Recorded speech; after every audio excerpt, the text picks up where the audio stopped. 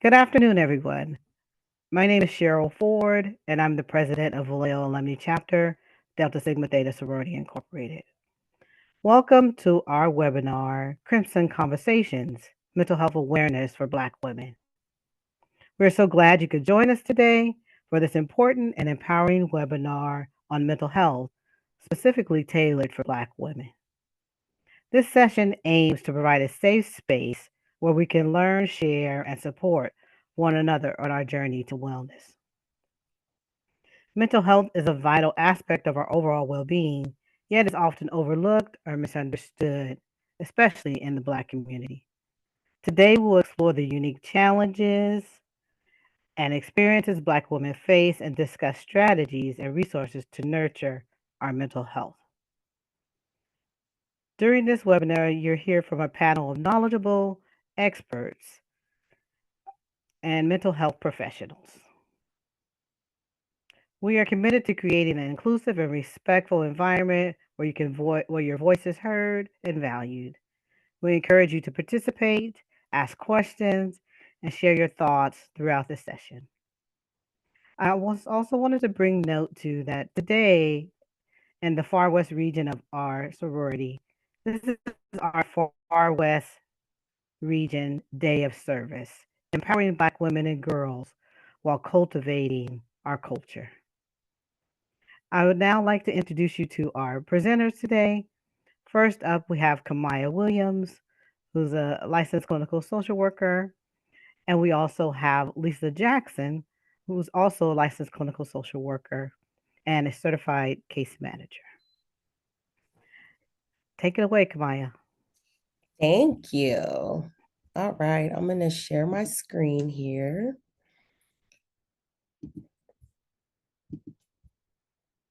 All right.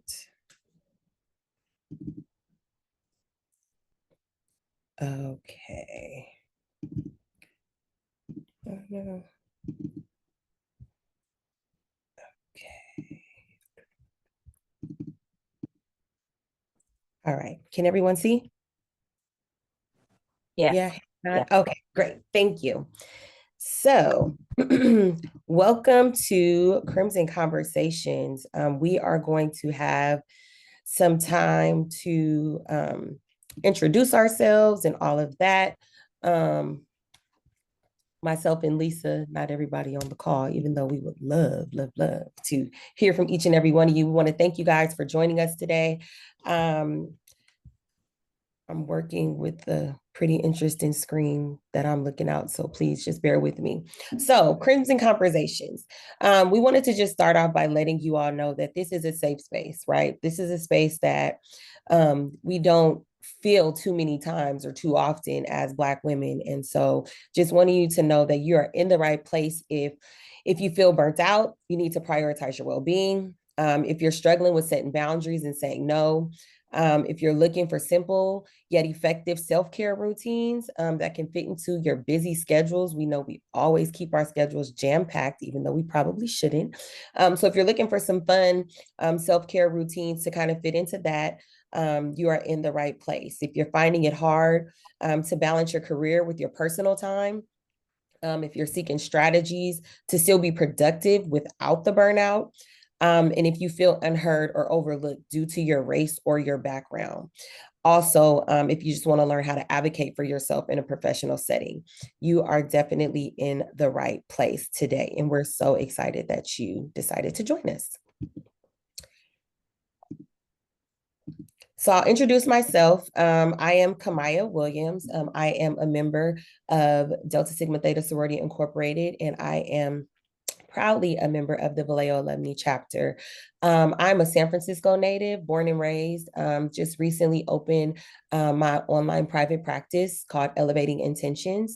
And over the years, I have worked with in and at-risk youth as well as young women, just to give them the support they need to make sure that they're thriving and living life on purpose. And so I always say, like, I feel like my job is not something that I get up and go to just for a check. I always have felt like it's my purpose to really help people and help people feel seen and heard. And so that's me. One of my things that I literally am focusing on for 2025 is be where your feet are planted. I was talking to one of my best friends one day, and we are just talking about how it's so easy to just let life keep going by as you're busy and your schedules fill up. And so we were talking about just remaining in the present, which is so important. And so that is my motto for the year and what I wanted to share with you all. Really looking forward to going through this presentation. And if you all have questions along the way, please write them down, because we will have questions and answers towards the end of the presentation. And with that, I will pass it over to Lisa so she can introduce herself. Good afternoon, everyone.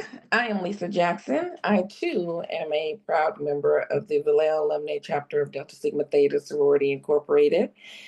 I am, as stated, a professional licensed social worker who has a myriad worth of experience. I would say that my expertise, if I had to choose, would be in working with survivors of sexual assault, domestic violence, human trafficking. Have worked and done some legislative work.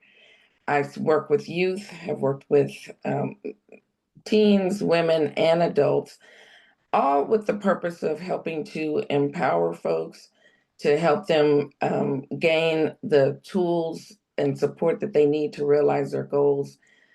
I believe that everyone is entitled to and has the right to self-determination.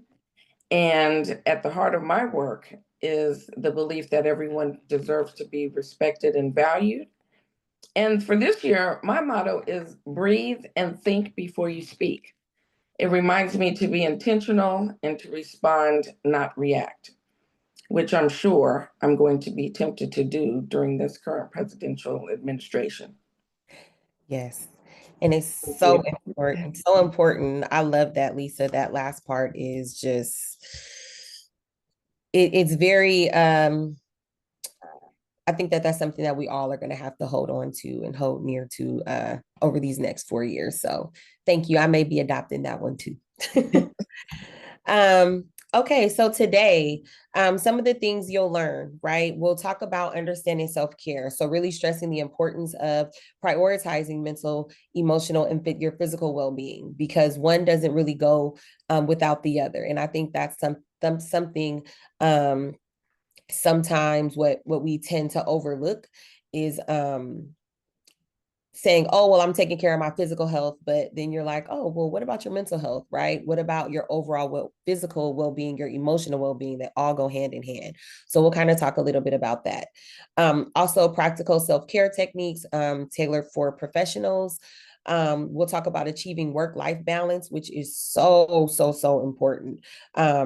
As working women, you know, it's really hard sometimes to figure out how to prioritize, right? Everything is important. And when you have 50 important things, how do you number them in level of importance without, you know, kind of making things feel less important, or, you know, putting certain things on the back burner. So we'll talk about some of that stuff.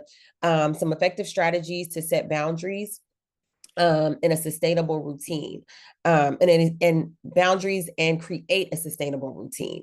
And then we will finish up with Lisa taking us into navigating racism in the workplace. So just like some steps to advocate for yourself and address workplace discrimination, which we know, even if some of us may not have necessarily experienced it ourselves, we know people who have. And so being able to kind of explore that a little bit, we'll do towards the end of this presentation. All right, so we want to get a little interactive. Tech, if you can help me too, between Tech and Lisa, maybe, because when on my screen, it won't let me see the chat. So maybe if we can read out some of the answers that people put in the chat, that'd be helpful. So I want you guys to think about what self-care means to you, and we want to hear some of your answers. So if you can just put it in the chat, and Tech or Lisa, if you all can read some of the answers out, that'd be great. What does self-care mean to you?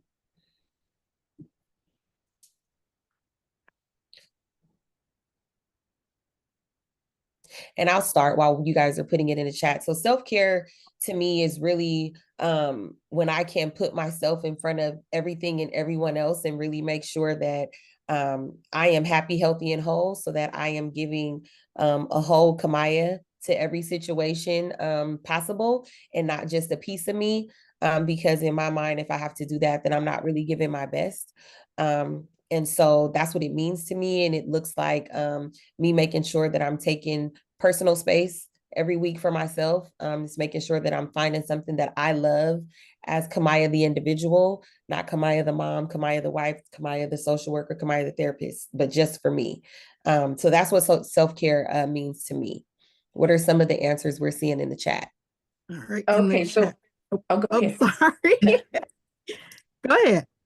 Okay, so we're seeing self-love. Okay. Taking a little time out each day just for yourself. Prioritizing my personal well-being. Taking time to relax. All these are excellent. Taking time out for myself. Naps, massages, and travel. Brings prioritizing my needs, taking care of your mental and physical well-being, taking care of me without guilt or compromise. That's a good one too. A great one. Since I do so much for others, self-care for me is reading a good book, closing my door for self-time and reflections, things like massages and taking time to do things I really enjoy, really prioritizing me. Not feeling like I have to be everything for everyone. Remembering to do things that make me feel good, and being present, being aware of my mental health, and journaling. Love that. Those are some awesome answers, and literally some of the most amazing examples of self-care, right? Napping, traveling, self-love, journaling, all of those things are really, really, really, really, really good ways to practice self-care.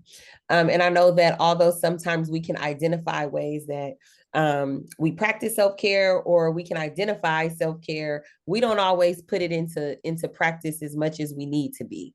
And so hopefully listening to this presentation will encourage you to prioritize more of that. Okay. All right, Lisa, you want to take us with the stats? Sure. So just a little bit of information about statistics. When we look at depression rates, women are at least twice as likely to experience major depression as men. However, compared to their Caucasian counterparts, African American women are only half as likely to seek help. Help-seeking behavior. In one study, 41% of African American women reported seeking care for depression in the previous 12 months, compared to 60% of non-Hispanic white women. And then for experience of discrimination, 36% of Black women report experiencing discrimination or unfair treatment by an employer due to their race. So before we move forward, any thoughts around why the statistics present as such? Do we have any thoughts on why women, especially Black women, do not seek treatment, or seek treatment far less than our white counterparts, and experience depression at a higher rate? Any thoughts on that? And you can come off mute and just share if you'd like. Eureka? Hello, thank you. I'm going to say because we don't have time. We are expected to be leaders in every aspect of our lives. That's at our jobs. We don't get credit for it in our families, in our communities, at our kids' schools, and all of these different places where we are in community with others. And we really don't have time. This happens, then 5 more things pop up on the to-do list, and we're expected to go above and beyond in all of those areas. And so I think a lot of times we don't have the time to kind of process what happened and How did that make us feel? What were those emotions, and work through those, because it's on to the next thing. And I think that has been the case for us since we've been in this. Absolutely. Thank you so much for sharing. That is spot on. So thank you. Gigi? I think also sometimes it's lack of resources, to receive mental health care, counseling, support like that, seeing a psychiatrist or a therapist, sometimes is very pricey.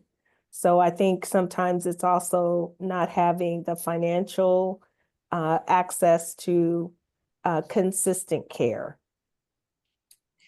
Which is also absolutely spot on. And hopefully, as we get to the end of our presentation, we do have some resources. And I'm glad that you mentioned the cost of therapy, because that is one resource that I forgot to put in there. So I wrote it down to make sure to give you all that at the end as well. So thank you for sharing. Anyone else? Okay. I'll just say really quickly, one of the barriers that I've seen people face is, and it has to do with access. And so for certain people that have certain like insurance carriers, sometimes if you want to see care, it can be months down the line before they even say a therapist is available. And so that's really not helpful, particularly if somebody is in crisis. And I've seen that a lot with young people and adults that I work with. That is absolutely true. Absolutely true. And thank you for bringing that up. Thank you. All right. So we are going to move right into self-care. One of my favorite things to talk about, but one of the hardest things for me to practice. I'm just going to be honest with you. This is a safe space, right? So as much as I'm going to give you some great information on self-care, and I'm going to push you, I'm going to encourage you to take care of yourself in this way. However, I will say that it is very tough for me to do this myself. So I'm just being very transparent. So as I'm speaking to you all, I am speaking to myself as well. So let's define what self-care is, right? So here we define it as self-care involves taking intentional actions to nurture your physical, mental, emotional, and spiritual well-being. What I love about this is we talk about intention, right? You can set out to say, okay, yeah, this weekend, I got to make sure to do something for myself, and I'll figure out how to fit it in. Being intentional is saying, hey, from 12 to 2, I'm taking that time and I'm going to take a nap. I'm going to turn my phone on Do Not Disturb. I'm going to not answer my door. I'm going to go take a walk. I'm going to go to the movies by myself. I'm going to go get a massage. I'm going to go get coffee, and my phone's on Do Not Disturb. That's intention. It's making sure that you set that time aside to just pour into yourself. And however that may look, it may look like yoga. It may look like a sound bath. It may look like a stretching class. So these are things, but being intentional about how you manage it is true self-care, not just talking about it. Okay. Some of the benefits of actually engaging in practicing self-care is it reduces stress. It helps improve your focus. Has anyone ever, and you guys can just drop this in the chat, have you ever experienced where you're like sitting and you can be at work, or you can be tending to your children, or you can be having a conversation with one of your girlfriends and your mind just goes blank and you're like, wait, what was that? What did you just say? Has anyone ever experienced that? Lisa, you could tell me what people are saying.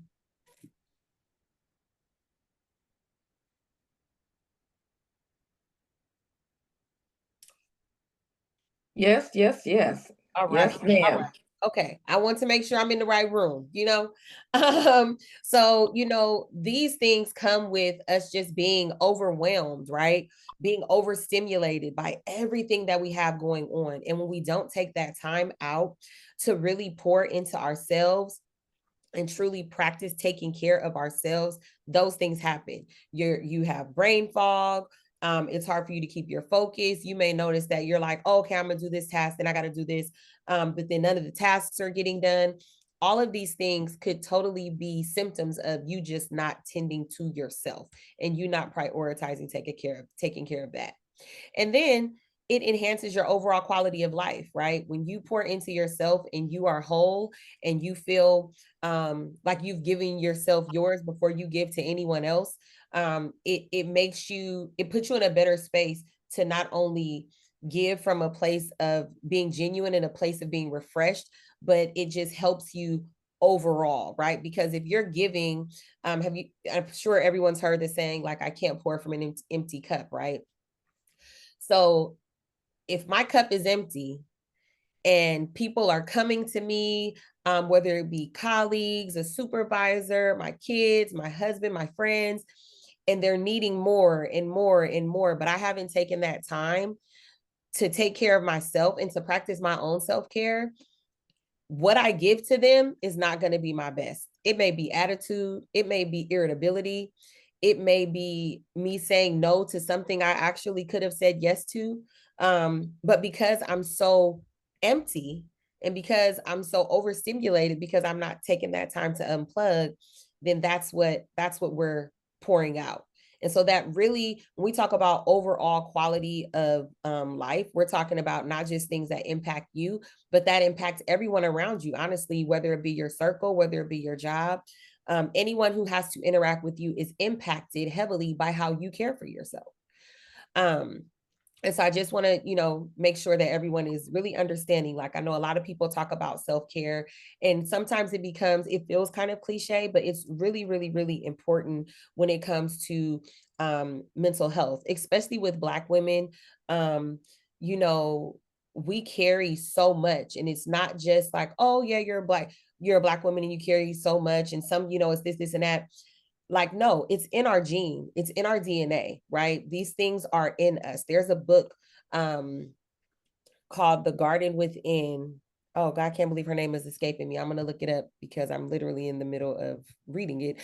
And so she talks about how the things that we carry, the things that we pour out, it doesn't just start with us. It's generations and generations back of Black women who went before us who didn't even have the opportunity to practice self-care. So they gave what they had, right? They gave what they had, and because they didn't have a choice. And now what we're dealing with is carrying that same level of having to be better, of having to make sure that we are always at our best and that we're always doing 20 million things. We're at that point and we're still tired, we're still burnt out, we're still all that because we have the opportunity to take care of ourselves, but sometimes we don't deem it as important. And so really just want to, Dr. Anita Phillips, that's the name, that's the author of the book. It's called The Garden Within. It's a great read, and I should probably add that to the resources as well. All right, so let's practice, right? So I listed some here, some different ways that you can kind of just start to ease your way into practicing self-care. If it's not something that you do on a regular, it's not something that's going to be super easy. I'm just going to tell you now. Change takes time, right? That's like if you start going to the gym. You go one day, you're going to be like, oh my God, I hate working out. I mean, some people love working out. I'm gonna speak for myself. I do not like working. I just don't. It's not fun. I don't like going to the gym. However, I understand the importance of it for my physical health, right? And so when I started working out with this trainer, the first couple of weeks, I hated it. And now I've been going so many months. If I don't go, I feel off. And that's how we want our self-care to be in our lives. If you haven't taken care of you, you should feel off to where you're so convicted about it. You're like, oh my God, I need a minute. Like, let me go take myself out. Let me make sure I set some time aside for myself because something just doesn't feel right. Because I've gotten so used to practicing self-care that when I don't, it feels weird. And so here are a couple ways. You can start your day with positive affirmations. Affirmations is something I give every single client I see, right? I mean, it's like almost a number one for me. I deal with clients who have a lot of anxiety and depression. And so a lot of times it really is about positive self-talk. And so when you have to take care of yourself, as well as so many other things and other people, sometimes you need to pour into yourself what you know you're going to have to be giving out, right? So positive affirmations, whatever that may look like, depending on your situation or whatever it is you need in that moment. But it could look like me waking up in the morning like, Kimiah, you got this. Yes, today is going to be busy, but take time to do this. You're amazing. You got this. You're educated. You belong here. You're allowed in these spaces. You should be in these spaces. I mean, just whatever it is you need for yourself. In that moment, starting your day off, talking to yourself, it really does help once it becomes routine. Number 2 is something that is difficult. I'm gonna say I'm the first one. Incorporating healthy meals and hydration into your routine. Drinking your water is a form of self-care. Okay. I'm going to say that again. Drinking your water is a form of self-care. Okay, ladies, we are not drinking enough water. Okay. And literally, you don't realize how dehydration looks. And it comes out in your attitude, it comes out in your skin, it comes out in your gut, it comes out in so many ways that can be affected. So please, please, please hydrate, hydrate, hydrate. Drink your water. If you don't like drinking plain water, there are so many things that you can, the little drops, make sure it doesn't have any dye in it. You can add to your water, spice it up a little bit so that you're able to drink your water. You should be drinking, they said you're supposed to drink, I think 50% of your body weight every day or something like that. Let me check that. I think that may have been for protein. I take that back. It's protein. Your water is 64 ounces, right? 64 ounces of water. Nurses on the line, dietitians. Anywho, drink a lot of water. Incorporate healthy meals. This is something that, it's kind of difficult, right? If you are a commuter family like myself, if you have small kids, if you have multiple jobs, it's so hard sometimes to just think about cooking a whole meal, a healthy meal for your family, right? And then you go on social media and you see all these perfect people who prep and make these gourmet meals for their kids and their families. And you're like, wow, well, what am I? Chopped liver, right? Like I can't measure up. I can't do that. And so sometimes it's really just about planning, right? And this goes back into self-care in the sense it's about scheduling time out to really map out your schedule to where you're able to do certain things that you know are going to be beneficial, but in a way that's not going to stress you out.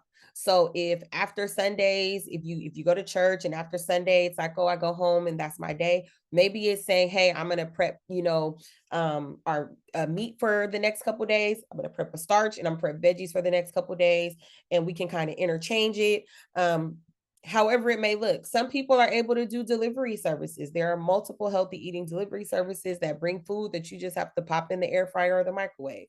However it is, really making sure that you're eating healthy also has a lot to do with your attitude. It has a lot to do with how you're able to manage stress because of whatever it is you're putting in your body and whatever it is you may not be putting in your body that you may be lacking, like your vitamin D, your iron, all of these different things that you can get from foods, healthy foods. If you're not eating them, then you're going to be lacking and it's going to show up in other ways in your health. And then my favorite is schedule regular me time to recharge. You schedule meetings, you schedule date night, you schedule girl time, you will schedule whatever it is that you deem as important. You have to schedule your me time. So how I gave you the example of, okay, Saturday, 12 to 2, that's for me. Nobody else. I don't care if it's brunch and it seems so appealing. I have dedicated this time to myself and I am going to take it very seriously. So really scheduling that regular me time and giving yourself time to recharge is very important. And I highly encourage everyone to really take that seriously. Make that time as important as everything else on your schedule. And I promise you, you will see results.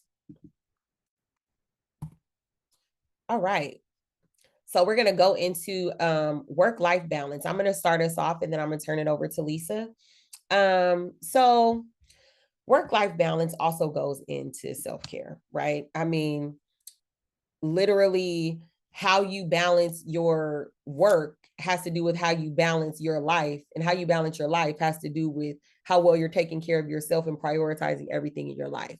So the two go hand in hand. So how we're defining it here is work-life balance means allocating time and energy to both your personal and your professional life in a way that supports your overall being. So basically, in a way that neither is lacking, which is very difficult, right? It's hard to have a 9 to 5, go pick up your kids, go home and cook, go home and if you're married, tend to your husband. If you're not married, go home and cook, go home and do everything else that you need to do, and then turn around and go back to work and then do it all over again. So there are so many different things that come into play when you're talking about work-life balance. Not bringing into play extracurricular activities that you may be involved in, extracurricular activities your children may be involved in, your spouse, all these different things. So making sure to have an equal balance is something that's very difficult.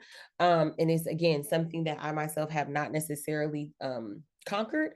I think it's one of those things that it's always going to be a work in progress for most of us because life is forever changing. And so once you get that balance correctly, life comes, whether good or bad, and it will cause you to adapt. And so we'll talk about some ways to strategize around that. But, definitely something that's difficult to do, but highly encourage everyone to keep it on the forefront of your mind as you're thinking about your mental health overall. So we'll look at the imbalance, and then I'll turn it over to Lisa to strategize. So looking at the imbalance is saying, how is it showing up, right? So it shows up in a very similar way that when you're not prioritizing your self-care shows up. Burnout, right? And we all know what burnout is, right? Just when you're literally at that point where you're like, I have nothing else to give, or if I'm giving it, it's very, very minimal. And it's not my best, whether that's you're not getting my best work, you're not getting my best cooking, you're not getting my best attitude for sure. All of those things are burnout, right? Lack of sleep. If you find yourself tossing and turning, finding it hard to fall asleep, if you're like, oh, I can go to sleep in an instant, but I just feel so exhausted, that's a lack of sleep, because what's happening is your mind is still churning as your body is asleep. So you're not really getting rest, you're just sleeping. And that's a real thing. Strained relationships is another one. When you're not prioritizing and able to balance your professional and your personal life, then your relationships can be strained when your personal life is the one that is being neglected. And that's never good, because work can always change, but your personal life and your personal relationships should always be priority. And so being able to find that balance is really, really, really important. So those are some of the ways that it shows up. And even as, we're going through these slides, some of this, it may be, kind of hidden for you, like, oh, you know what? I do wake up really tired, even though I'm getting, 8 hours of sleep. And so it may be, you may need to do some things before you go to sleep to kind of help calm your mind before you're able to even enter into the first sleep realm. And if people have questions about that, you can ask after, and I'll go a little bit deeper. But at this point, I will turn it over to Lisa. Okay, so first of all, I'm going to hydrate and take a sip of my water. Thank you. And what I really want to do is encourage this to be an interactive discussion. So that means I'm going to invite you to come offline, to raise your hands, to put things in the chat so that we can have a full-fledged conversation. And so before we move into strategy, I want to just revisit and dig a little deeper about what the imbalance looks like. So you can put in the chat, please, for you, what does it look like when you're feeling burnt out? So for example, as you're gathering your thoughts, dreading to go to work or dreading to go home, being overly vocal or completely shut down and silent. What does burnout look like for you? Do you even know? Have you slowed down enough to even take a temperature of where you are? So if someone can tell me what's in the chat, that would be great. Tech, can you help? Because I still can't see it. Oh, okay. No, I got no, you. not you, Lisa. Yeah, Adisha will do it for you. Okay, thank you. I got you. So far, we have silent at work, anxiety, exhaustion, feeling overwhelmed and irritable, feeling like I can't breathe or want to cry, Yes. detached, irritated, unmotivated. Burnout for me usually prompts a quick response without reflection or short answers. Irritability, unmotivated, and anxious. Yes, all of that. And also what I think of too is, just not caring about the quality of what you do, whether that be at home or at work. Not doing what you would typically do. No motivation or enthusiasm. So yes, all of that. I'm asking you to take a introspective look and to put some things in the chat, but don't put them out of your head, because we need to keep all these things in mind as we move into how we're going to strategize for success. So now let's take a minute to look at, how does lack of sleep affect you? So in thinking about what you're going to put in the chat, think about, how do your eyes feel when you don't have enough sleep? What about your physical body? Your brain? Are you able to make good decisions? Does lack of sleep impact your safety? How does lack of sleep affect you? Because, as Kimiah has already mentioned, and others of you, as we try to do everything for everyone and be everything to everyone all the time, it's rare that we, especially as Black women, get enough sleep. So what are we seeing in the chat? All right. In the chat, wake up but still feel tired, can't focus, inability to focus, sluggish, extreme fatigue, fatigued, frustrated, off kilter, body Mhm. aches. Absolutely. Tired all day, lack of motivation. Yes. As a healthcare worker myself, I know that two of the main things that patients come in complaining of is pain and inability to sleep, insomnia. So yes, thank you, thank you. Okay, now let's take a look at what strained relationships look like. Remembering we're in a safe space.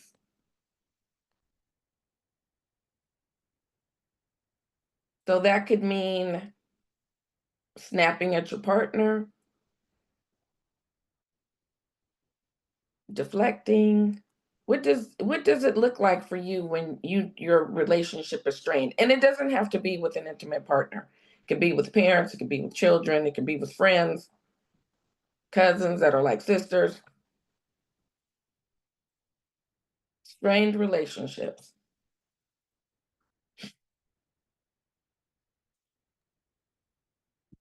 The first thing in the chat is irritability, quick to be upset.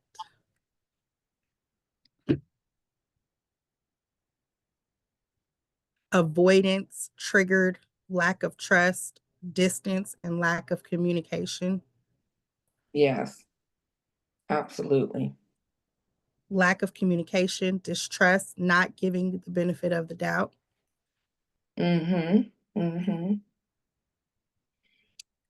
So keeping all of that in mind, as we've defined the imbalance, let's look at what we can do to strategize in order to create some balance.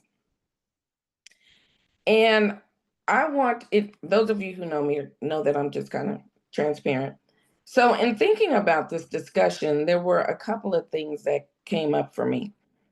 And one was, in having this discussion about setting clear boundaries between work and personal time, I thought to myself, is there a generational divide? Is this an issue for the baby boomers only? Or does it impact other generations? I'd like to hear your thoughts. before we get into strategizing.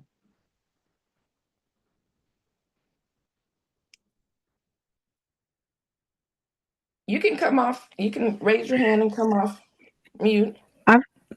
This is Cheryl. I feel like, eh, in my opinion, I feel like the younger generation prioritize their self care and their work life balance better than my generation. I mean, it took my daughter, who was going for a massage monthly, and she was doing it, had done it for about a year.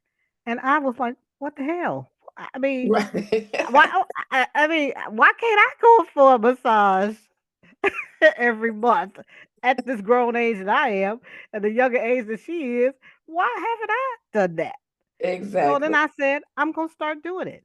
So I feel like I feel that it's in the workplace too, that like the younger generation prioritize this more than better than we do. And I don't know if this that we as mothers have, done this caretaking and been there for everybody that we I don't know why, but I that's what I think. Yeah. I see Gigi has her hand up. Yeah, I remember being a younger mom and wife, and often taking time for myself to, go get a massage or go do something with my girlfriends, just because that was a nice balance for me. I'm a girl's girl, and I used to like to really hang out with my girlfriends. And I remember my, family, and some of the elders in my family kind of really looking at that as a negative thing. And I think over time, I, I questioned myself, and I stopped doing it to the same degree. And I think to my own disadvantage. And I also wanted to share that I see my millennials and my Gen Zers at work who will just straight up tell you, I'm taking a mental health day. That part. Where did They that will come just, from? they'll just say it out loud. And I love it. So I agree with Cheryl. I feel like we can learn from them, and I'm really trying to embrace it. Because I moved away from it. I felt like, I was shunned for doing it, and, oh, you're being selfish and you're not thinking about your family, and those kinds of things. And now that I'm more seasoned and eyeing retirement, I'm trying to figure out how I can do a lot more of that in my life, because I just abandoned it. I think it's important. Yeah, I think that's great perspective. I think one of the things that when I think about work-life balance is, you always hear the stories of specifically Black women just feeling like we have to do more. You get a bachelor's degree. Okay, I got to get a master's. Okay, I got to get a doctorate. I got to get a license. I got to get a this. It's like we're always constantly raising the ceiling for ourselves, because we feel like if we're not doing something, it almost feels guilty sometimes. And so I talk to a lot of women who feel like if they're just in their career and they're taking care of their families, it's like, yeah, but I feel like something's missing, like I should be doing something. And a lot of that, again, comes from just what's in us from generations and generations of never being able to take a break, and never being able to just be able to sit on the couch and not be called lazy. A lot of that is so deeply rooted in us. And so it's so important to have these conversations, because it kind of affirms that it's okay to take a break. It's okay to say, you know what, today I do need a mental health day. It's okay to say, I do think that I know you guys want me to come, but yeah, I don't think I'm going to go, and being okay with it and not feeling the guilt that I think for so many years we have just kind of carried in regards to just feeling like we have to be doing something. Latara?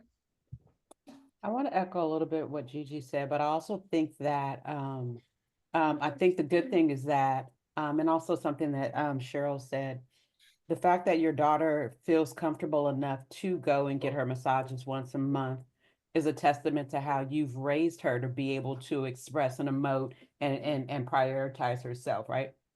My daughter said is very similar, and also told me recently, Mom, if you wouldn't spread yourself so thin between everything that you do, you'd be like Superwoman with the one thing you focus on. So I think that some of the pressures that we feel are also based upon the life changes that we experience. So when Gigi was talking about she used to hang out with her friends more, I really felt that I did too when I was young and carefree and didn't have to pay bills and take care of everybody. And as I've gotten older, that lessens because the demands are greater on another end. And then you have us being sandwiched between generations where we're taking care of kids and then now having to take care of our parents. So I think the balance becomes different, and the way that we handle those challenges are different depending on the stage we are in life. So true. So true. Neff? Hello, good afternoon. Can y'all hear me? Yeah, we can hear you. Okay. So I want to piggyback off of Latara because the question came to mind of like, do we feel like we have to take care of everything, or do we feel like nobody else can do it? And the reason why I say that is because I see my mom taking care of everything and not giving herself a break. Like, she's just now starting to give herself a break because I'm grown, I'm finished college and stuff like that. So it's like, it makes me wonder if as Black women, we feel like we have to be in control of things that we really can't control all the time, because we feel like, well, nobody else is going to do it, so I'm just going to do it. Mm-hmm. And I think that also, that leads to a lot of stress because we're so worried about, is this bill getting paid this month? I got to take, this person here. I got to make sure I'm cooking dinner for myself or my kids or whatever. And I feel like we get lost in the midst of all of that. Mm-hmm. That's so true. One of the things that I went to a women's conference, and one of the things that I learned in regards to that is that feeling of what you just described, Neff, could sometimes come from a place of us feeling the need to control everything. And that comes from a place of trauma, right? Of either being let down, being blamed for failures, or again, the trauma of always seeing the woman before you having to do so much. So it's harder to separate, what I need to do versus what I have to do, when I feel like if I don't do even what I could be doing, it's not going to get done. They're going to do it wrong. So let me just do it. And that, so, and that's so many of us, right? But it definitely comes from a place, which is why individual therapy is so important, because the root of it comes from a different place in all of us. So thank you for sharing that, Neff. Reggie? Yeah, just what you said, Kimiah, as well, and then what Neff said made me think about when we talk about generations, right? So my grandmother raised 6 children pretty much by herself. When she was dealing with her last bout of cancer, mind you, she's got grandchildren, everybody's grown. It was hard for her to receive people caring for her. So my aunt would want to give her foot massages, foot baths. Let me take you to the spa. Let me just let you be treated. My grandmother didn't know how to receive that because she was always the one having to do the caring and not being cared for. Fast forward to my mother, we struggle with her today. And hey, let's go get a massage. Let's go do these things. Hard for her to receive it. And I even find myself as a mother having to force myself to receive those things or to prioritize that self-care. So I think it is something that gets passed down, and it is something that encompasses everything that we're all talking about: the control, the trauma, the making sure things are right, the always having to work harder than everybody else. If I get caught slipping, then I'm not going to get what I need to get because I'm already doing twice as much to get half of what everybody else does. So I think when all of those things come together, trying to look at this balance and the strategy and taking care of ourselves, I think that's where we come up short. Mm-hmm. Absolutely. Were there other hands up? I think we're good. I think that was it, unless someone else has something to say. I don't see any more hands. Okay. So I see, Rika, thank you for joining us today. And I was looking at your comment in the chat, and I think you're absolutely right. Rika says the younger generations also have a better handle on not allowing themselves to be abused, bullied, etc. at work. We have taken it on as it shows up that we are strong. What shows strength, however, is actually having the ability to draw the line by speaking up or choosing to leave the situation. And I think that before we move forward, that it's important to acknowledge what many of you have said, which is the messaging that each different generation has gotten, right? I mean, when I was growing up, it was, like someone else said, work 5 times as hard and hope that you come par, which you probably never will. You don't have time not to be everything to everyone all the time. Do not put yourself first. Those were the kinds of messages I got, whether or not they were verbalized or practiced. And that's what I observed. And so I know someone said that our daughters, I have a 20 some odd year old daughter as well, are now taking care of themselves better than we did. She too gets her monthly massages, although I'm so confused because she's in school and claimed not to have no money. But I think that for her, from what she's told me, she's doing it because she does not want to be like me in that way. She saw me her whole life being overextended, trying to be everywhere, do everything for everyone in my life. And so it inspired her to do something different. And so I think, we just have to be mindful of the example we set, whether or not we're verbalizing. But everything that everyone said is really, really true and on point. The closest thing that I've gotten into in my life with regards to work-life balance is my motto being work hard and play hard. So I work real, real hard. I play real, real hard. Does that mean I have work-life balance? Absolutely not. Not all the time. But it's hard to undo what you've been doing for 30, 40 years and has been supported, encouraged, and expected. So we have to change our expectations and start communicating and demonstrating that for our younger folks so that they can indeed be successful in achieving work-life balance in a healthy way.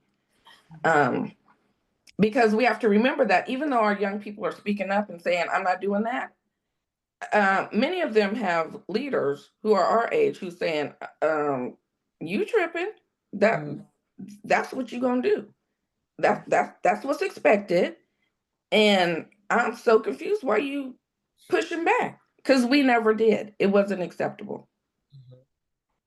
So anyway, great, great, great discussion. The other thing, just a rhetorical question, and someone did touch on it, is why can't we say no? Why don't we say no? Is it because doing makes us feel needed, valued, relevant? If we don't do it and it gets done, what does that mean for us? So just something to think about, right? Because there's different things that motivate us, And so, all righty. Anything else in the chat before I move forward? There was one last comment. Erica Eureka said, I have recently learned that the mantra work hard, play hard has been replaced with a more mindful approach, work with purpose and play with presence. This is encouraging and something we can all practice for a more balanced and fulfilling life. I like it. I love that. Thank you for sharing. I like that. Thank you, Rika. That's good. I love that. Thank you. Okay. So we're trying to achieve work-life balance. How can we make that happen in light of everything we just discussed? So I'm going to suggest that we first of all, well, there's a lot of first, but let me tell you what came to mind for me. So first of all, we have to understand what all is on our plate at home and at work, including all the commitments we've all made to everybody else, church, community, sorority, NAACP, your kids' school, everything. What is on your plate? Do you even know? I used to joke with people and say, oh, I don't have a plate, I have a platter, and I can't even see it. That's not good. Do you know what's on your plate? Once you figure out what all is on your plate, you're going to need some insight about who you are. Do you know? Do you know how you work best? When you work best? Under what conditions you work best? Do you know when you get the most work done? Do you understand how you cope?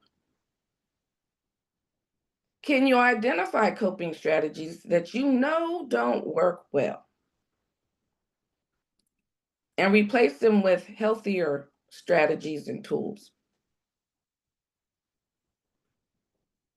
Or are you just moving so fast that you just do? You just go and you just do, you don't think about it, you just taking care of everything all the time for everybody. So I would like for everyone to put in the chat. No, you don't have to put it in the chat. Either type something in your phone, jot it down on a piece of paper, or note it in your mind. I want everyone to make a list of the top 5 things that are priority to them, with number 1 being the most important, number 5 being the least. And I'm going to give you about 30 seconds or so. You should be able to do that real quick.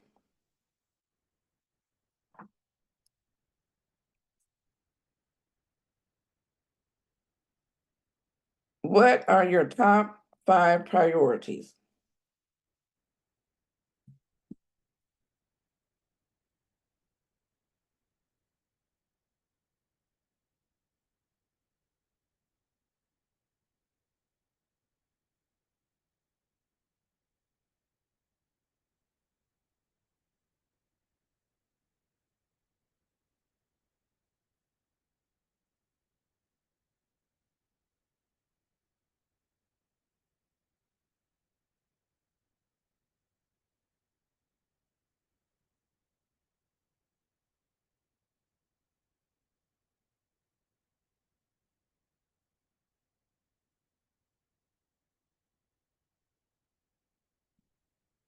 Okay, now what I would like for you to do is put in the chat, what's number 1? Whatever your number 1 is, don't change it, just put it on in the chat.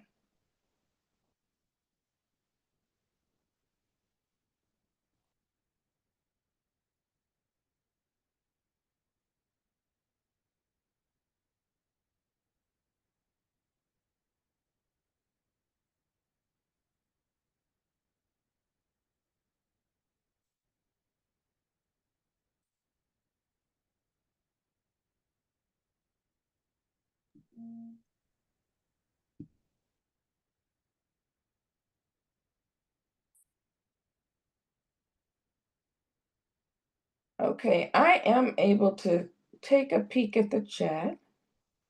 I see the Lord, my physical health, family, kids, family, spouse, family, God, family, myself, God, and faith.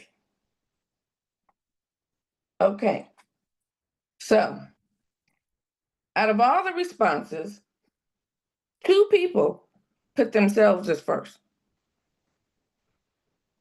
Now, I'm not gonna say God shouldn't be first. Let's just say that's just a blanket number 1. 2 people. So the first thing we need to do is strategize and prioritize ourselves as what? Number 1. Because just like on the airplane, you're supposed to put your oxygen mask on first before you can help somebody else. So ladies, let's start making ourselves number 1.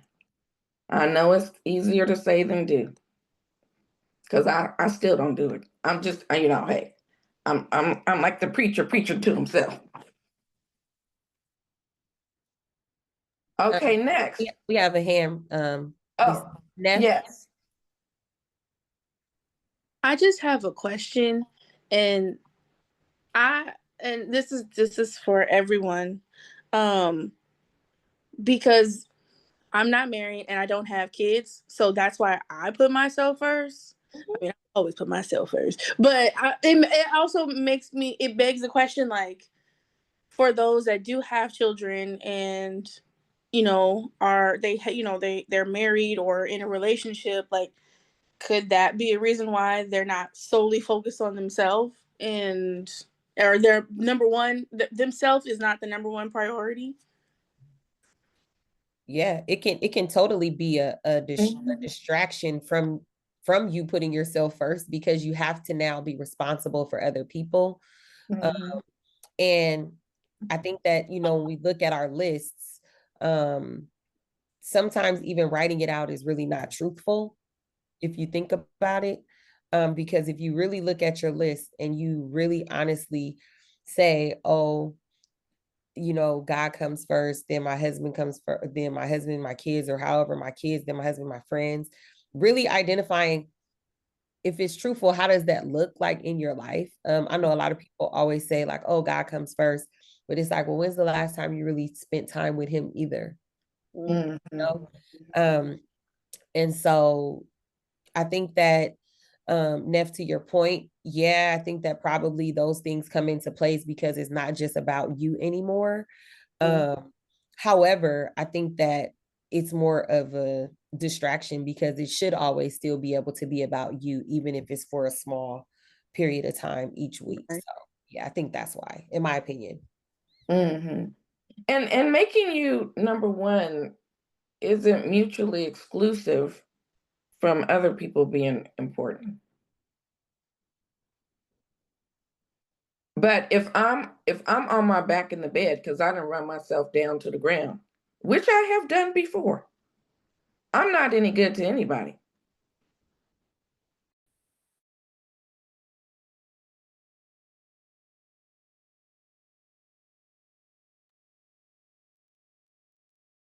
Oh, Lisa, I think you muted. Oh, everybody's muted.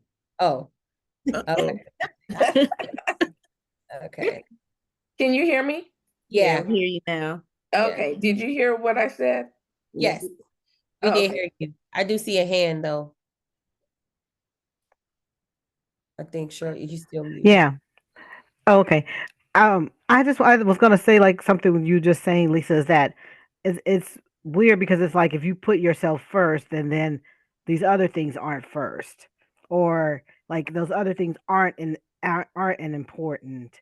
And I think that that mind thinking that even if I put myself first, does that mean I'm making my family less important than me? Well, they actually should be, right? Because you're the only person that can take care of you.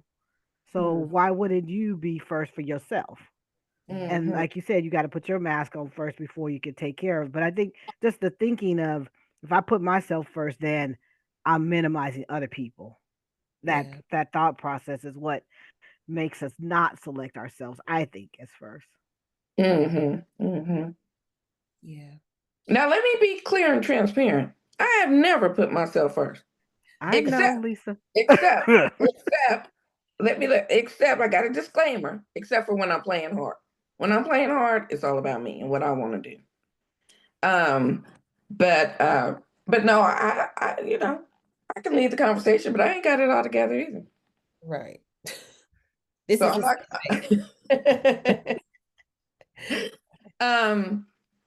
other hands that are up before I move forward? Okay. So when we talk about putting ourselves first. Oh wait, can we Kimiah or there's a couple the last couple chats I think maybe we could mention. Oh, okay. Please do. Yeah. Okay. And sometimes people judge women when it appears they are putting themselves first. And then I also think you should make this list frequently depending on what's going on in your life. That is so true. That's good. I love that because, like I shared earlier, as soon as you establish a good work-life balance, life changes, whether it's for the good or the bad. And so I totally agree with you. Always have to keep kind of reevaluating that list and where it falls as life changes. That's really good. I like that. Can I just really quickly, and then I think it's important to prioritize yourself. So, Mrs. Latara, so for me, when I didn't prioritize myself because I was so focused on everybody else, what that manifested in was poor health, right? For me, I was extremely overweight. And because I was extremely overweight, it was hard for me to exercise. It was hard for me to, my knees hurt, my back hurt, my hips hurt.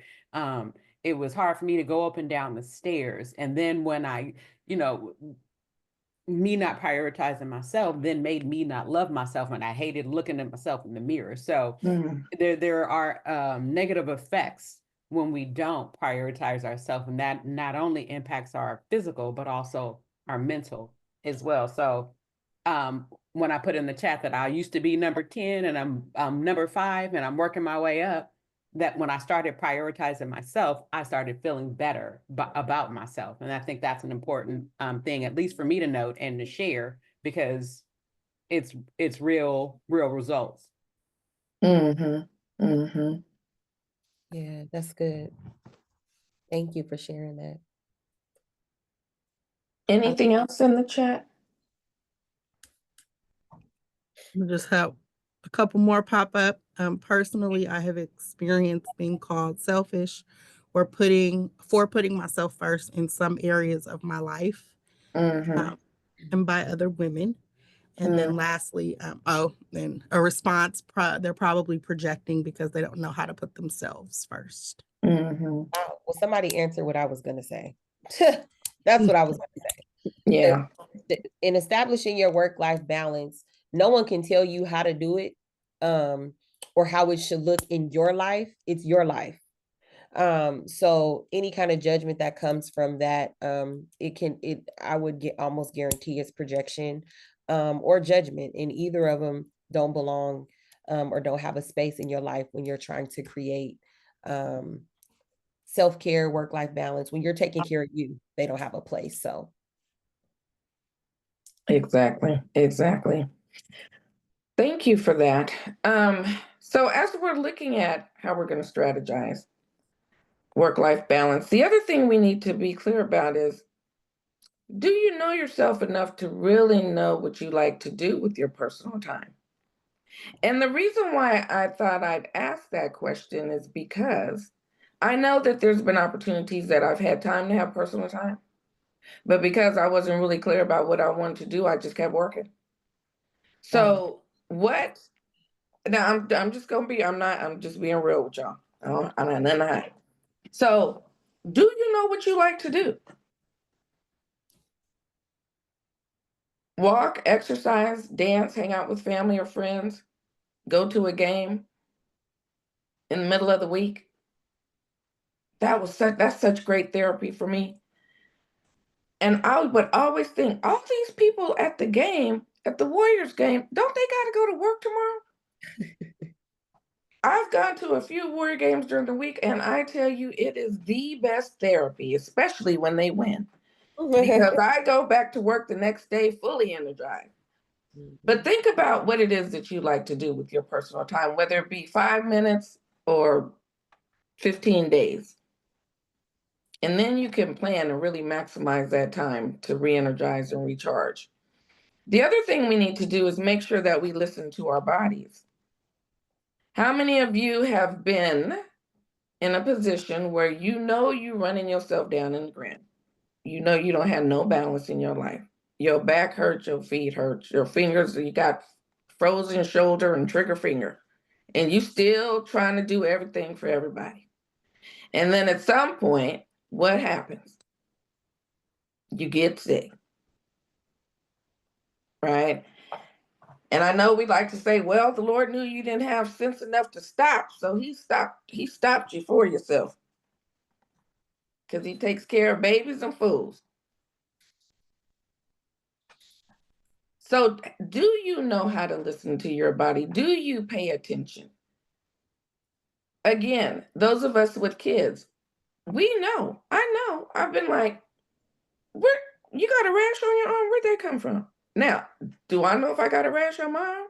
But I can tell you what my kids got. Mm-hmm. Mm-hmm. The other thing we need to do is, of course, which is hard for us, is to ask for help. It is okay to ask for help. In fact, you're smart to ask for help. Let's move on to delegating tasks when possible. Is it possible? Again, when we don't delegate tasks, is it because we really and truly can't? Or is it because we don't want to, because we feel like that might impact our importance and relevance in the room? Mm-hmm. All of us on the phone, for the most part, are professional, career working women. Many of us are leaders. I remember the first time my leader told me, Lisa, you in charge. Cancel the meeting. You have 50 things to do. It's your meeting. Cancel the meeting. Cancel the meeting, y'all.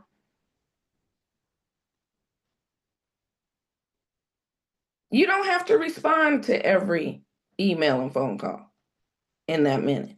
So there's some that don't require response at all. You know, and then we have to also think about, what about our single moms with small children who don't have any family in the area, who don't feel like they have anyone to delegate to with regards to soliciting support for in the home? That's when we look at building community, right? Or what about the mother who has a partner who's at home, but just don't help? I'm just gonna keep it real. We got a lot of partners at home that's present, but they're not present. So when we're looking at delegating tasks to strategize achieving work-life balance, we have to look at what really are our sources of support. Do we have the power and authority to delegate some things? Who can we call on that we can trust in the community, in the family, friends? Sometimes family's the last you can look to. So think about that as you begin to develop your strategy. Any comments or suggestions on delegating tasks when possible?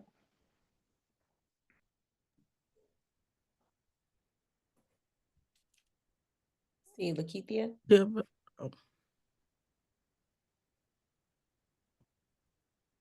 Hi, good afternoon. Good afternoon.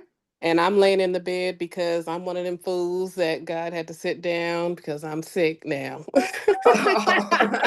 Oh, But no. but what you're saying resonates with me in the terms of delegate, but then I would add delegate and let it go. Let it go. And trust that it'll be done. For me personally, you know, my husband, he'll fold the laundry and I don't like the way he folds the towels. And I just have to get over it because he's folding the towels. Right. And it is helpful to me. So delegate and let it go. It will absolutely not be done in the manner in which you would complete that task. Mm-hmm. But delegate and let it go. That part. That is so good. And that speaks to us teaching people how to treat us, right? Like if your partner or your kids are like, Mom, I got it, I can do it, and then you keep doing it, then number one, they're going to feel like they're not doing it well enough. Number two, they're just going to be like, okay, well, you could do it because I know you're going to do it over. And then how does that impact their self-esteem, right? I mean, like it all comes in together. Cheryl? Yeah. You know, this was a thing when my kids were getting a little bit older and able to like teaching them to fold their own clothes and put them away. And then it came to a point that I wanted them to do that, but then it was like they weren't doing it the way, like Lakeithia said, the way Yeah. that I wanted. But then it came Right. to I was like, I don't care how they fold them. I don't care if they don't fold them. Long as they're not hanging out the drawer, I'm good. They can Right. put them however they want to put them, and long as the drawer closes and everything goes in, then I'm good. But that took a while for me to even get to allowing that to happen.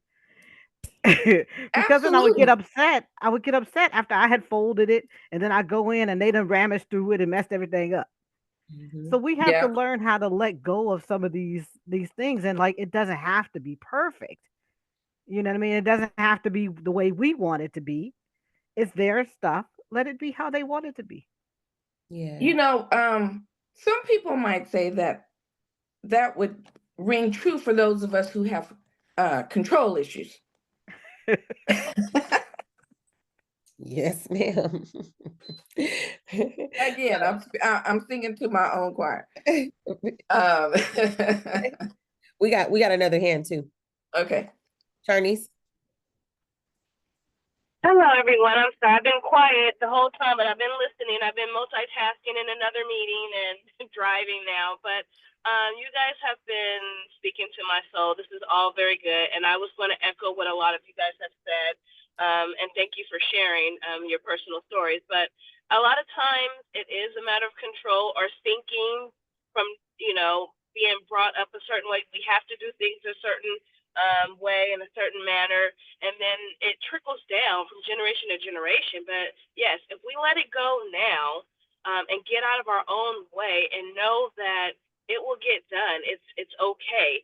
I think we will be happier, and we will know that we can use more time for our self-care. Like, it's okay to delegate things and to give some tasks to other people so that we can not have to say, oh, I don't have time for self-care. If you delegate that time for someone else to do it, regardless if they're doing it right or wrong or to your liking, you can take that time out to do something that you need to do for yourself. Like, my house is not always white glove clean, and my bedroom for sure is a mess most of the time, but I had to let go of what other people would think about me in my household. I am a working mom, a single mom, and half the time I work, I come home, I'm running kids here and there, and I don't have time to have a clean, crisp house.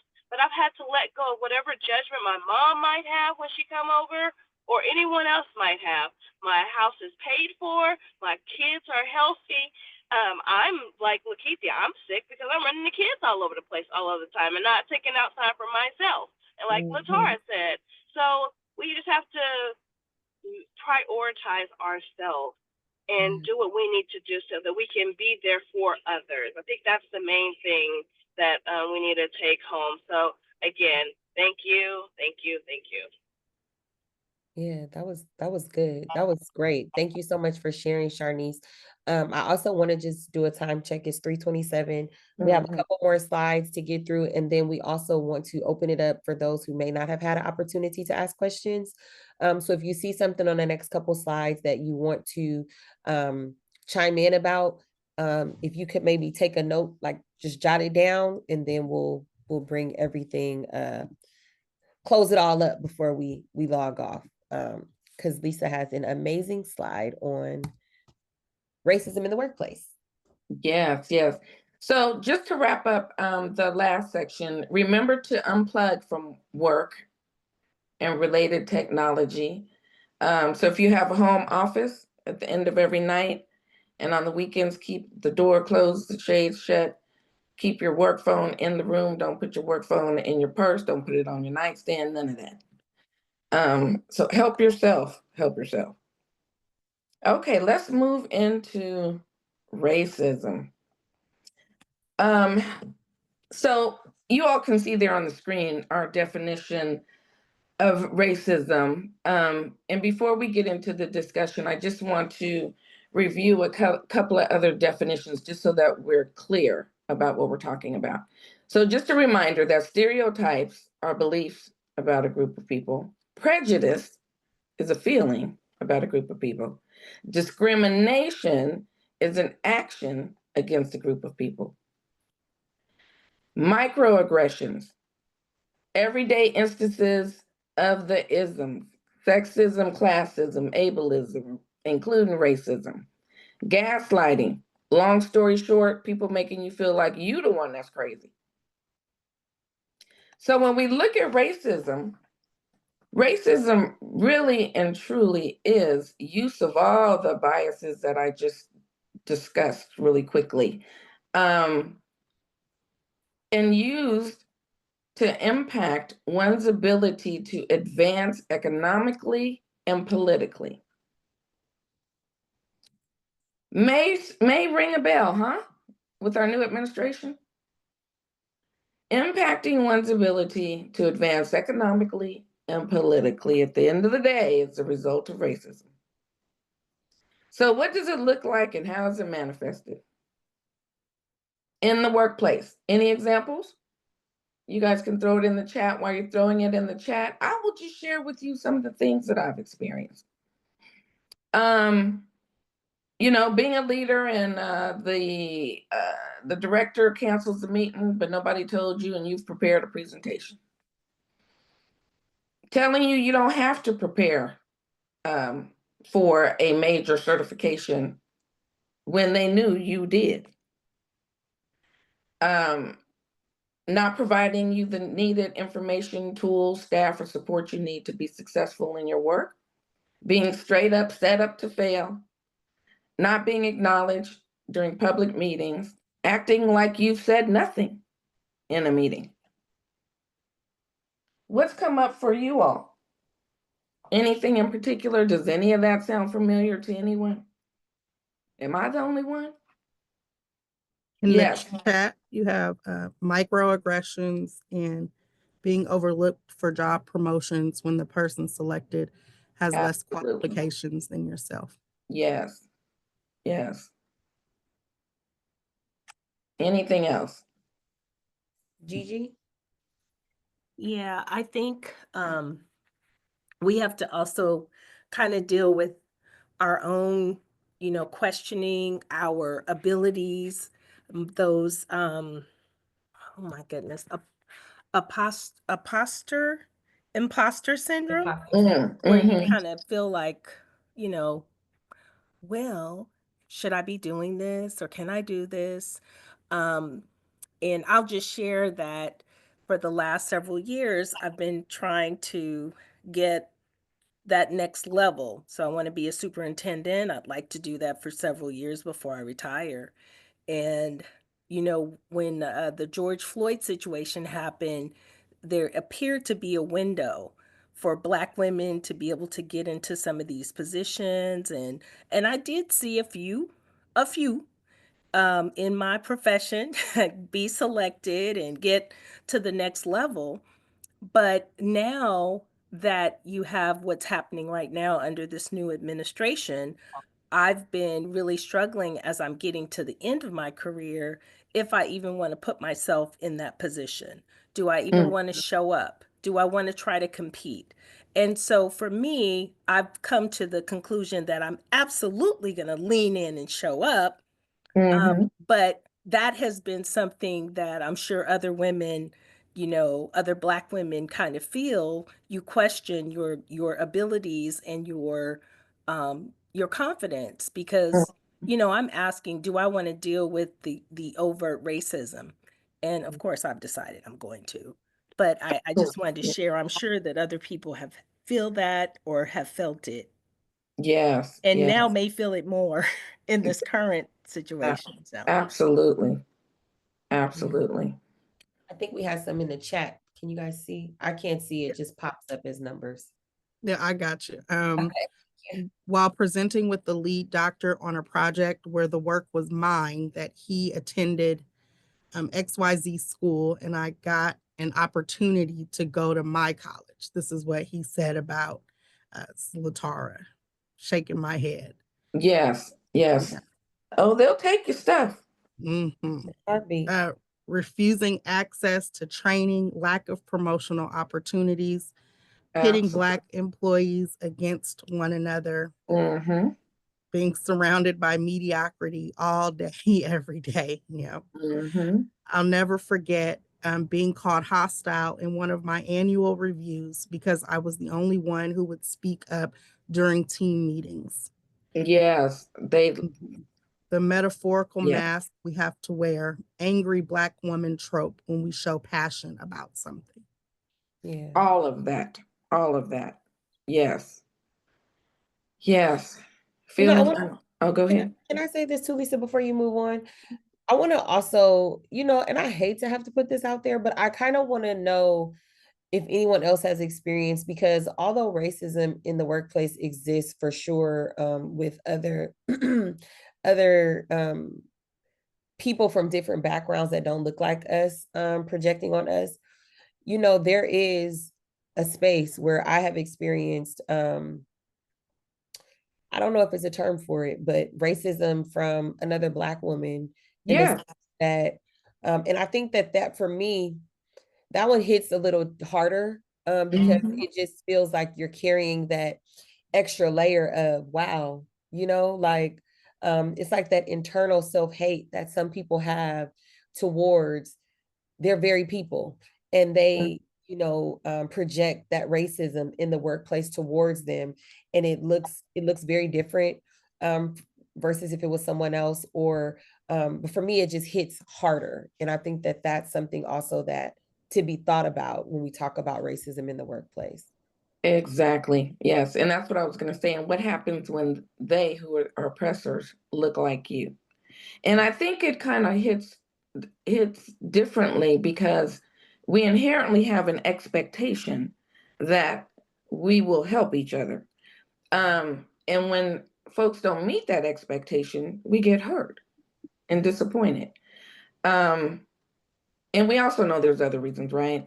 Them feeling like they got a posture and not be showing favoritism. We could go on and on. But at the end of the day, it hurts. Yeah. Let's just call it what it is. I mean, feeling unseen, disrespected, devalued. The impact, like someone else said, ends up instilling self-doubt, lack of trust, feeling unsafe, being hypervigilant, sadness, depression, low self-esteem, low motivation, all of that. Yeah. All of that. We have two hands too. Okay. We have Ashley and Gigi. Oh, okay. Thanks. This conversation is great, and when I think about, Kimiah, what you were saying about when the person looks like you, that I had that experience as a brand new DA in Marin County, and there was only one Black male judge, Judge Stevens, and I was excited to go in front of his courtroom, and the experiences thereafter literally made me go to my bosses and say, you don't ever have to assign me to that man's department. And it was the male-female dynamic. It was thinking this person would be an ally in a community that you already knew. The majority of people didn't look like you. Being one of the first ever Black DAs hired in that county in 1995. And it's sad because I think as Black women always take it upon ourselves to want to mentor, whether it's formally or informally. And we expect that same kind of grace extended to us, and it doesn't often happen. But I had no problems going to my boss and saying, you know what? You don't have to assign me to his courtroom. I don't find it to be a learning experience. I don't find it to be pleasant. And it got to the point towards the end of my career there that I just avoided him at all costs. And he was one of the ones who, and I shared this story at another Delta event we had where my friend Otis and I were two of the first ever Black attorneys hired in the history of Marin County. And we were talking 100 years history. And we both got passed over for a promotion. And he was the one who approached my friend Otis about, why are you guys doing this? Why are you challenging the fact that you didn't get this promotion? Instead of being an ally and thinking, well, you should have gotten it because both of you deserved it, so it's things like that. But, learning, I will say this, as I get older, and Gigi, I appreciate your comments too, because as we get older, you feel more comfortable making those decisions that weren't easy to do when you were young and new in your career. whether it be a new mother, a new spouse, whatever. And so as I get older, my tolerance level for the nonsense goes down every day, to the point Every day. you know what? Send the consequences my way, because I'm ready to deal with them, There you go.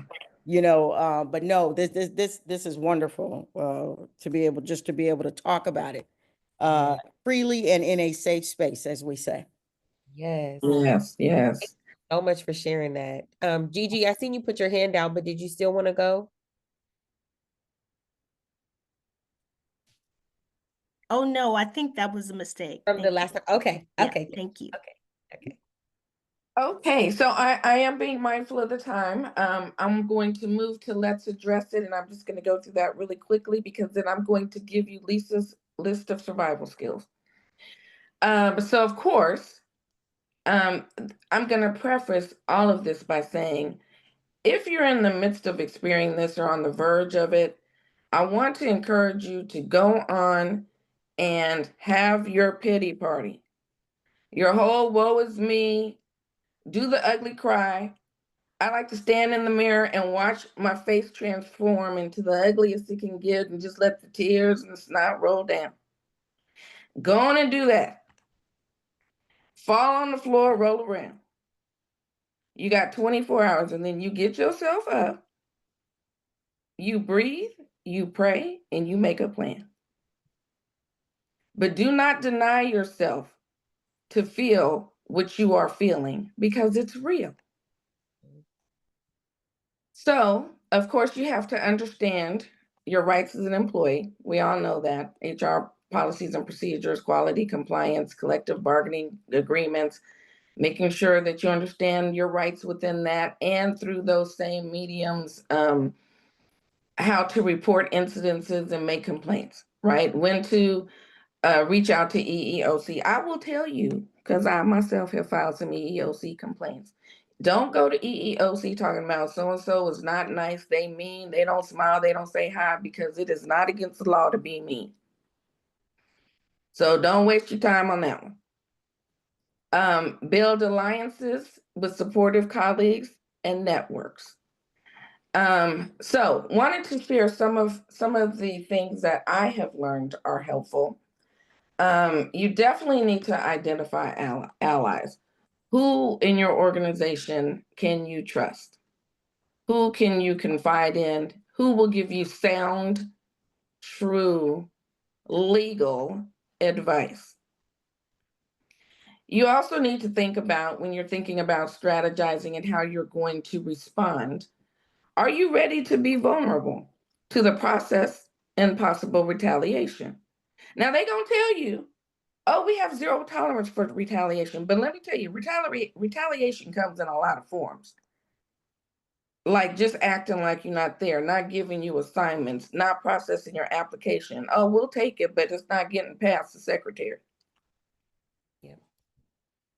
Do you have the time, energy, representation, support, and sometimes money to stand up first, get off the floor, and start fighting back? When you make your plan, do you know what you want? Or are you just mad? Because if you're not clear about what you want and what your goal is, your complaint is going nowhere, except for to the recircular file. So we say, when you see something, say something, call it out. I know I can do that. Gigi says she can do that. Ashley just says she do that. I've seen Rika do it. Some of us have the strength to do it, but what about those of us who don't? That is when you definitely need an ally. You need someone to stand in the gap and help you fight your fight. Know your strengths. If you're a leader, make sure that you do your part. Educate, train, and do team building. Hold your staff accountable. Put it in their evaluations so that you can have some leverage to have them deal with the consequence moving forward. If you don't, they're going to be in your department 20 years and you're going to be singing the same sad tune. In the midst of all of this, one of the most important things is to practice gratitude. Take time to identify what's good and what you're grateful for, what things are going well, because you're going to need those rays of sunshine and encouragement. Make a commitment to reach back. So when you see someone going down, call them. I will never forget getting a call from a colleague who said, I am calling you because I've heard that they coming for you. So I am reaching out so that I can help you make a plan to strategize how you're going to survive, because we need you. Document, document, document. Date, time, what happened does not have to be in complete detail, but make sure that you do include how did whatever happen or what was said, how did it make you feel? Because HR, quality, compliance, EEOC, and everybody else is going to want to know, well, how did that make you feel? Because if it didn't impact you and you're just mad, you wasted everybody's time. So those are just some of the things that have worked for me and that I know to be true. Hopefully none of you find yourselves in the situation of having to use it, although I know some of us have already. I'm always happy to have the conversation, to provide the support.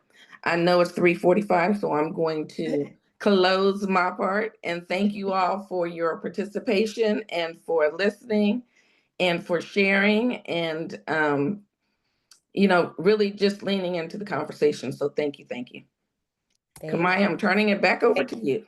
Thank you. And so at this point, we want to have a couple people come off of mute and help us read some of these affirmations that we have just designed, and kind of giving examples of some different things that you can affirm and believe with yourself every day as you're practicing each and every one of these areas that we've talked about.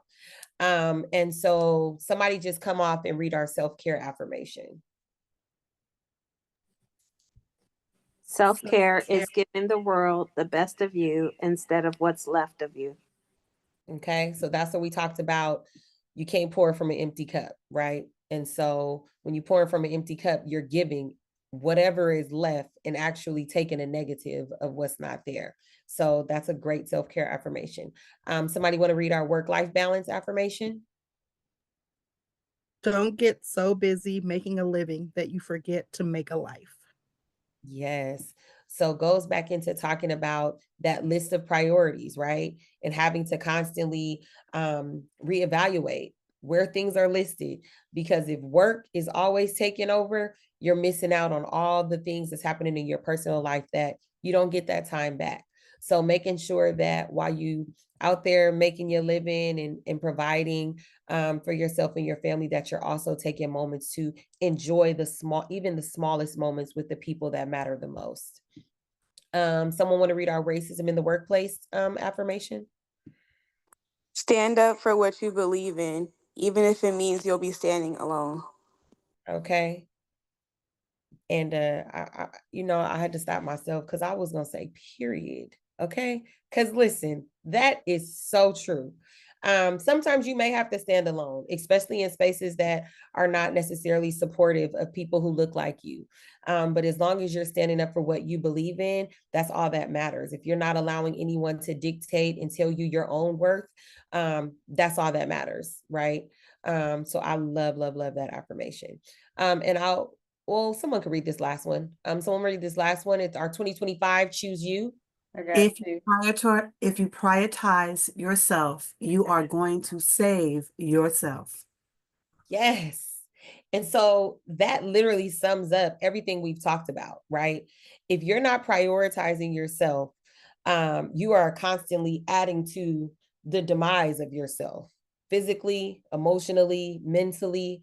If you're not pouring into yourself, if you're not building yourself up in some capacity, if you're not putting yourself first in many instances, then you are literally slowly chopping away at yourself. And so you prioritizing yourself and making sure that you have everything that you need before pouring out, you're literally saving yourself. You're literally adding to your life. You're adding to the quality of your life. And so again, that just some different examples of affirmations and how you can listen. You can Google affirmations if you don't feel like you can just sit there and come up with one. You can go and you can pull up any type of affirmation you want, something just to remind yourself of whatever priorities you have. Remind yourself to keep those important and to keep them in order, and so that you can believe them on a day-to-day. So resources. Here are some resources that we found, and I wanted to add a couple. So for self-care, Dear Black Woman is a website, and they have a lot of different things that you can go on there. They have affirmations, they have articles on different types of self-care that you can look into. Therapy for Black Girls is a website where you can find therapists that look just like you, and you can filter and choose whatever it is you're struggling with at the time and find a Black therapist that specializes, a Black woman therapist that specializes in whatever area it is that you're struggling with. And in addition to that, I wanted to add that I believe it was Gigi talked about sometimes people aren't able to, I think it was Gigi and Latara talked about sometimes people aren't able to access the mental health services like therapy because sometimes they don't have the finances, or sometimes it's just not really readily available or put out to them. So I wanted to share that there are a couple of different websites. I'll talk about Growth Therapy because Growth Therapy is the site I'm actually on, and in a site that I actually signed up for my own therapy on. If you have Kaiser, Cigna, Anthem, most major insurances, you can be seen on Growth Therapy at no cost to you except a copay.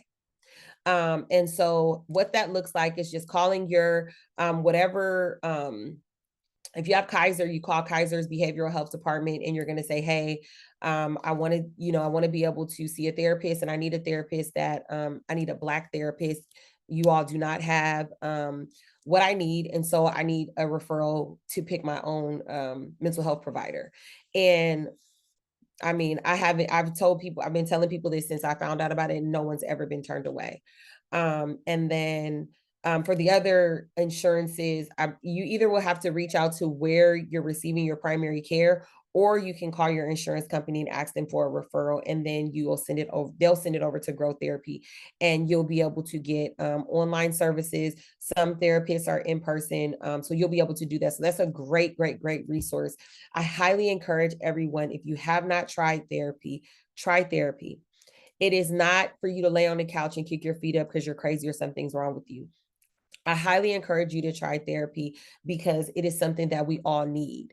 Some people would look at this meeting that we've had today as a form of group therapy, right? Where you're able to talk and you're able to vent about things in a safe space that you've been holding on to for a long time. And so individual therapy is literally just that. Sometimes being able to get that out and off your chest makes life feel lighter. And it is a huge practice of self-care. So I highly encourage, if you have not tried therapy, if you're not in therapy, highly suggest that you look into that.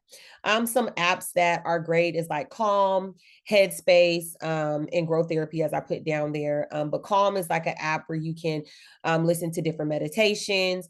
Sometimes with the going to sleep we talked about, when you're feeling restless, you can put on your Calm app, but Calm does charge. So what I also needed to add in there was YouTube. YouTube has multiple sleep stations that you can type in sleep station, and it'll give you thousands of videos that you can put on as you go to sleep. Or if you just need a moment during the day, during that 12 to 2 that you're going to set aside for your nap on the weekend, just put it on and it will help kind of calm your mind so that you're able to not just sleep, but you're able to rest. And so some of the other things we looked at was like for work-life balance is podcasts. There's a podcast called Balance Like a Black Girl that's really good. Time management tools. Apps are the way of the world. I mean, putting a good calendar or a good project management app on your phone to help you manage your life is a form of self-care. So like Trello, Asana, there's a lot of different ones. Those ones charge, but there are other free ones as well. Seeking guidance from support networks and mentors is huge. And Lisa spoke to that as far as being in the workplace and who can you trust? Who can you go to, right? Those are all great things and resources that we need to utilize in that environment. And for racism in the workplace, the NAACP, the Black Women's Health Imperative, and then as Lisa also talked about, she did talk about EEOC. So these are just some resources that we wanted to share. Obviously, there are so many more that we can give if there's a specific situation anyone wanted to talk about. And then we just put this quote in here: taking care of ourselves allows us to take care of others. And so kind of how we started off, right? Talking about us being Black women, talking about us being Black mothers, Black wives, Black professionals, Black students. We're always taking care of other people. And so when we take care of ourselves, it allows us the freedom to take care of others in a way that is needed. So I know we have like 5 minutes, but I did want to open it up if anyone did have any questions or wanted any extra resources, excuse me, from myself or Lisa before we close out. And you can just come off mute at this point.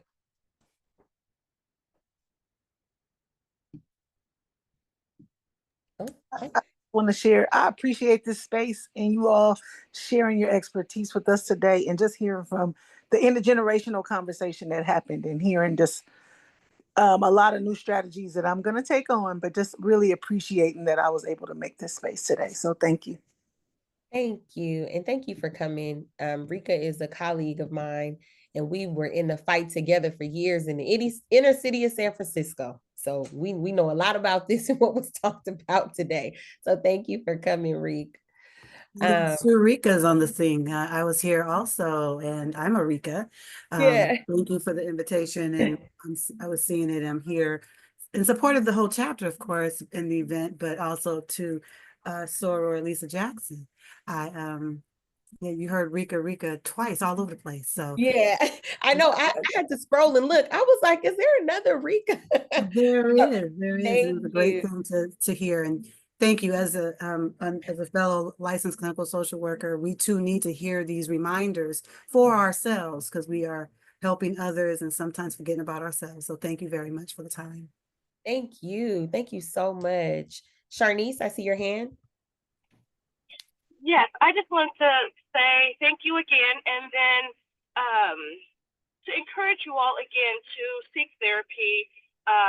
It's not a bad thing, and encourage your children to be mindful and open up to talk to someone on the outside, because there's a stigma that Black people particularly don't see therapists, and that is not true. I see one every week, and I swear by it. There's sometimes I look forward to it, and I ain't even got nothing to say to her.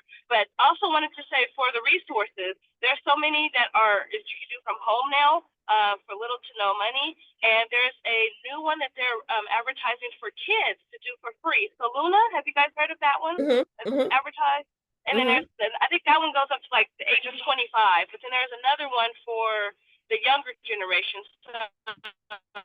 I just wanted to make sure people know that there are free resources or little to no money cost, or you can have your insurance pay for it, partial payment of it.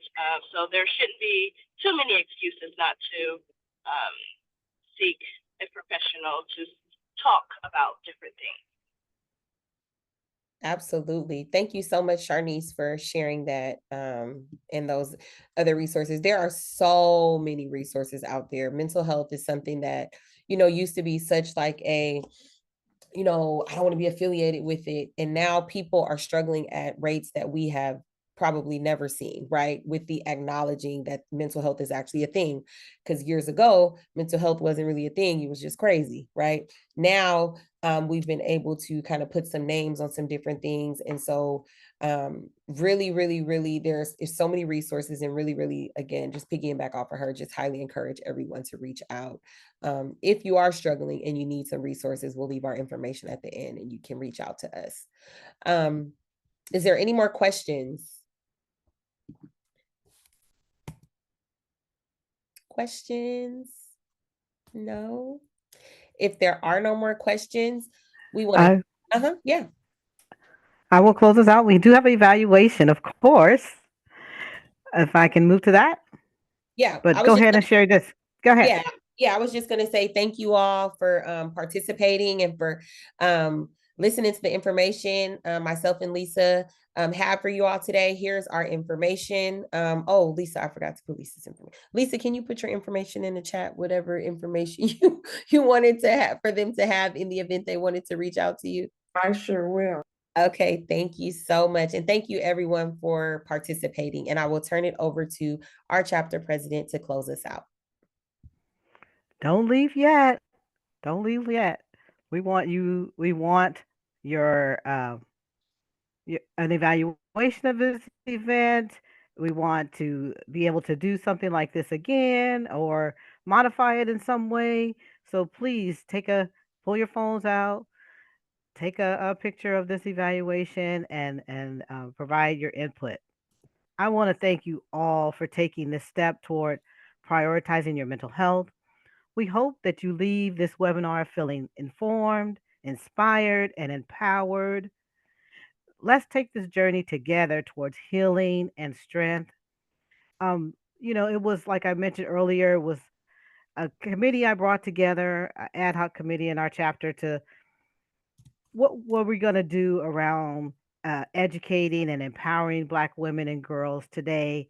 And I want to thank the committee who came together with our ideas, and we went from plan A to plan B, and I thank the Lord that plan B was the best option at this point. So I thank you all, the committee that worked with me to pull this together in a short time frame. And so, but I want to say that our presenters, Kimiah and Lisa, were exceptional. And I love you both for taking the time and with the vision that I gave you and rolling with it. And I couldn't thank you enough for it. I think that I hope that everyone was enlightened and enjoyed the information that was shared today and walk away feeling uplifted as we move forward. I thank you all for attending. The last slide is just the information for who I am and our chapter information. If you want to follow us on Instagram or Facebook, email us. That information is there. And I thank you all for attending today. Have a great rest of your weekend. Thank you, everyone.